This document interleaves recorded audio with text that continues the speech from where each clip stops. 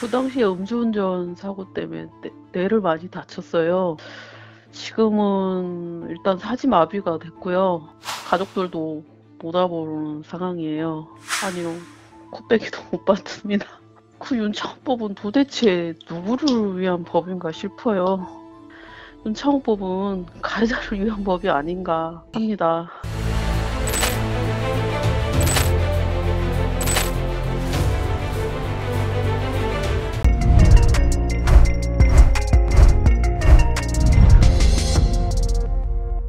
네, 안녕하세요. 오토포스트 사고의 재구성 김대현입니다. 음주공화국 대한민국. 네, 이 별칭은 부끄럽지만 현실이 이미 틀림없는 것 같습니다. 2018년 12월 윤창호법이 시행된 지도 벌써 3년째. 그런데 아직도 대한민국은 음주운전 측정 거부 사태와 같은 논란이 거듭되면서 노엘방지법이라는 또 다른 음주운전 관련 법이 발의되는 등 혼돈 그 자체인데요. 음주운전은 했지만 측정은 거부한다는 기적의 논리가 실제로 일어났습니다. 국회의원 장제원 씨의 아들인 노엘 장현준 씨가 음주운전으로 집행유예 중 무면허 운전을 하다가 접촉사고를 냈는데 현장에서 음주 측정을 하려는 경찰관을 구타, 폭행한 사건이 발생한 겁니다. 사회적 지위가 있는 국회의원 아들로서 집행유예를 받고도 집유기간에 음주 관련 사고가 연달아 터졌기 때문에 국민의 공분을 산 것인데요. 현실에서는 음주운전으로 사망사고를 내더라도 윤창호 1, 2법이 적용되기란 거의 기적에 가깝습니다. 사실상 술 마시고 사망사고를 냈어도 음주 사망사고는 윤창호법으로 적용되지 않는다는 말이죠. 그러니까 이게 무슨 말이냐면은 실무적으로 혈중 알코올 농도가 0.1% 이상일 경우 특가법으로 기소하게 되어 있는데 실제로 술이 세면 윤창호법을 피해갈 수 있는 겁니다. 혈중 알코올 농도가 0.08% 이상이라고 해도 윤창호법이 아닌 교특법으로 빠져나갈 수 있고 반대로 0.08% 이하라 해도 윤창호법이 적용될 수 있는 상황. 아니 도대체 이거 기준이 뭘까요? 윤창호법이 고무줄처럼 마음대로 적용될 수도 있는 건지 변호사분께 직접 들어봤습니다. 예, 제1윤창호법은요, 술 마신 것 이외에 정상적인 운전이 곤란한 상태인 점까지 입증하도록 되어 있는데요. 관련 판례 내용을 보시면 운전자가 걸음을 비틀거렸는지, 얼굴색이 홍조를 띠었는지, 혀가 꼬부라져서 말을 제대로 못하는지, 사고 당시의 기억을 정확히 하지 못하는지 등을 보고 자의적 기준으로 해석하고 있습니다. 고무줄처럼 적용되는 윤창호법 때문에 안타까운 처지에 놓인 기사가 있는데요. 제가 기사에 적힌 내용 그대로 읽어보겠습니다. 지난해 11월 10일 새벽 5시 20분 A씨는 경기 용인 수지구 죽전 패션타운 앞 횡단보도를 보행 신호에 건너던 중 신호 위반에 돌진한 오토바이에 추월합니다. 10대 가해자 B씨는 당시 무면허해 혈중 알코올 농도 0.083%인 상태였다. A씨는 이 사고로 뇌손상 및 다발성 골절을 입고 뇌수술을 받았다. 전치 12주 이상 진단이 나왔다. 지난달 17일 1심 재판부가 B씨에게 선고한 형량은 징역 1년 6개월. 초범 인정, 피해자 측의 일정 금액을 건넨 점이 양형 사유로 언급됐다. 양측은 항소했다. 음주운전 사고를 당했지만 윤창호법이 미적용되는 현실이 더 마음이 아프다는 피해자와 가족분들. 판사조차도 뭐 어쩔 도리가 없다고 해서 피해자 가족분들은 더 망연자실하고 있었는데 이번에 오토포스트를 통해 관심 부탁드리고 싶으시대요. 저희가 그래서 직접 전화 연결을 통해 어떤 부분이 제일 답답하신지 전해 듣도록 하겠습니다. 그 당시에 음주운전 사고 때문에 뇌를 많이 다쳤어요. 지금은 일단 사지마비가 됐고요. 가족들도 못 알아보는 상황이에요. 뭐 의사분이 딱히 뭐 장례를 밝게 말씀하시지를 않네요. 장담을 못 하신다고. 아니요, 코빼기도 못 받습니다.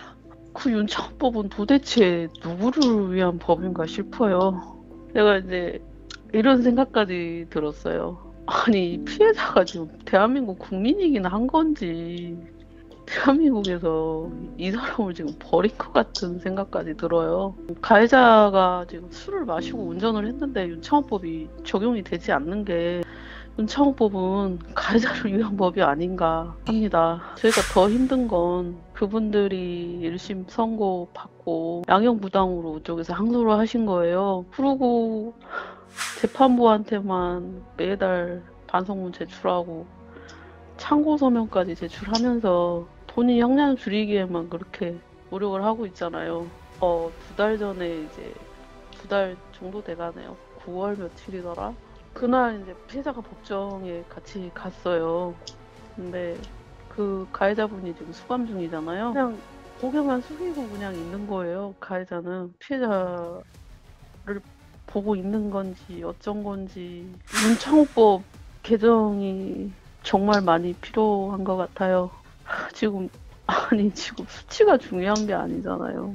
이게 술을 마시고 운전을 했다는 것 자체가 위험한 상황을 발생시킬 수 있는데, 이게 적용이 안 돼 버리면 음주운전에 대한 이런 사람들이 경각심을 가질까요? 그렇기 때문에 술 마시고 운전한 것만으로도 윤창호법이 적용이 돼야 된다고 생각합니다. 네, 사연을 듣는데 너무나도 안타깝습니다. 사고 당시 사고 가해자 알코올 혈중 농도가 0.083%, 운전면허 취소 수준의 음주 상태였는데도 윤창호법이 미적용된 것이 정말 이해가 되질 않습니다. 정리하자면 혈중 알코올 농도가 음주 상태임에도 불구하고 정상적인 운전이 곤란한 상태의 기준에 따라 특가법으로는 처벌되지 않는 상황. 네, 이게 문제인 거군요. 사건 담당 중인 문아라 변호사님께 직접 들어보도록 하겠습니다. 지금 피해 사례와 윤창호법은 어떤 문제가 있는 걸까요? 특가법으로 처벌하려면 교통사고 발생 당시에 운전자가 음주나 약물의 영향으로 정상적 운전이 곤란한 상태였음을 검사가 입증해야 합니다. 이때 입증의 내용이 무엇이냐? 사고 당시에 기록에 근거합니다. 음주운전 교통사고 발생 시에 경찰이 주치 운전자 정황 보고서를 작성하게 되는데, 이때 얼굴색이 붉다, 걸음걸이가 비틀거린다, 술 냄새가 많이 난다 등으로 운전자의 정황을 쓰게 되어 있습니다. 이것이 정상적 운전이 곤란했다는 증거가 되는 셈이죠.